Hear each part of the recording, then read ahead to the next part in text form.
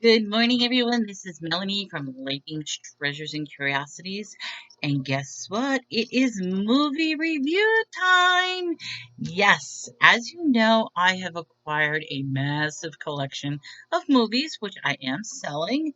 And the beautiful thing about this is my husband has a new rule for me. Every night, I must pick one movie for us to just sit down, have dinner, unwind, and watch. He wants me to get away from work and all the stress and strain of having to deal with all this. And what better way to do it than the two of us to just sit on the couch and enjoy a good movie? Now, I have to admit, both of our movie tastes are completely different. So, to try to find something that both of us will be interested in can be somewhat of a challenge. I have to say, last night's movie was awesome. But there's a disappointing part to it. And you know what the disappointing part is? I have no idea what happened at the end.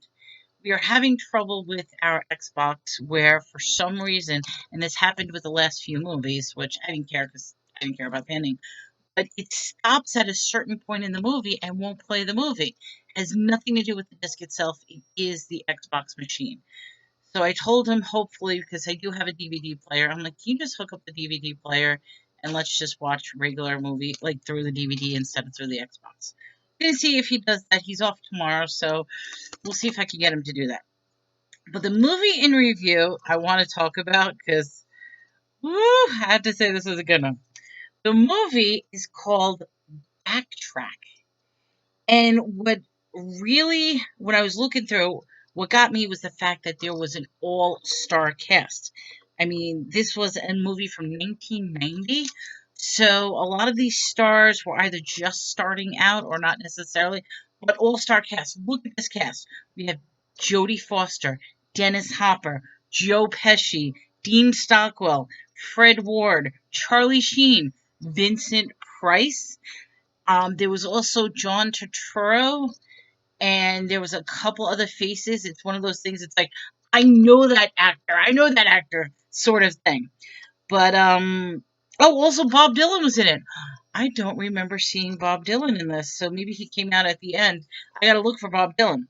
But anyway, so how to explain this movie, and that's why I think you'll know why I love this. First off, it starts off like Italian mobster type movie. I mean, you got Joe Pesci cursing out his little and anyway, Joe Pesci ends up murdering one of the mobsters, and of course Jodie Foster, innocent bystanders, witnesses it. So now the mob is after her. What they do is they send Dennis Hopper after her to kill her. Problem is, in his psychopath, like, because Dennis Hopper is like one of those crazy actors. Problem is, he gets so obsessed with her that he starts falling in love with her. And the movie would have been just a normal, like, send the mafia out, hitman to kill the woman, and of course she's running away. It would have been like that. But here's where the twist comes. And that's why I'm like, this movie was like, ah. The twist is he has the gun, he's in her apartment, he's going in there to kill her. But what does he decide to do? He takes the handcuffs, handcuffs her while she's in bed, takes a scarf, wraps it around her neck to choke her, with the gun to her head, and is basically like, you have a choice. Either I kill you now because that's what I'm here for, or you become mine. Oh my god. Yes. He decides to basically make her a slave. I mean, it turns into the rest of the movie turns into a weird Stockholm syndrome where I guess she's falling in love with him or she's pretending. I don't know because the ending could go either one of two ways. Either he's going to get killed and she runs away, or it's going to be that weird Stockholm syndrome where the two of them end up going off into the distance happily ever after. I'm having a feeling that he's going to get killed and but oh my god, how hot was that? And the reason he did that had to do with the fantasy because he was going through her fantasy books, looking at her naughty pictures and stuff like that. And one of her fantasies was the dark man who would just take her. And oh, so I highly recommend it. I mean, like I said, I love Joe Pesci. You know who he is from Lethal Weapon, My Cousin Vinny. You love Joe Pesci. Dean Stockwell. He's somebody that is, well, he was big in the past. Dean Stockwell was from Quantum Leap, from Married to the Mob. I love Dean Stockwell. Of course, Dennis Hopper, weird movies, and of course, Jodie Foster. And you get to see a nude scene with Jodi.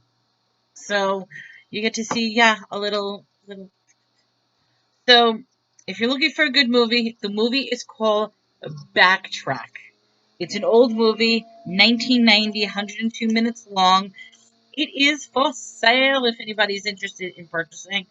But I have to say, this was a good movie. In fact, I think I'm going to keep this copy for myself. But I just want to say, every night, you know what happens? It's a movie night. So now tonight, I got to pick out another movie, but I got to keep my fingers crossed because you know what's going to happen? It might not be movie night for the next couple of nights because starting tomorrow, Lucifer final season. And you know what happens?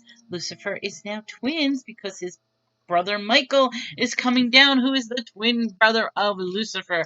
So we are going to have two hot, delicious Tom Ellis characters running around the show.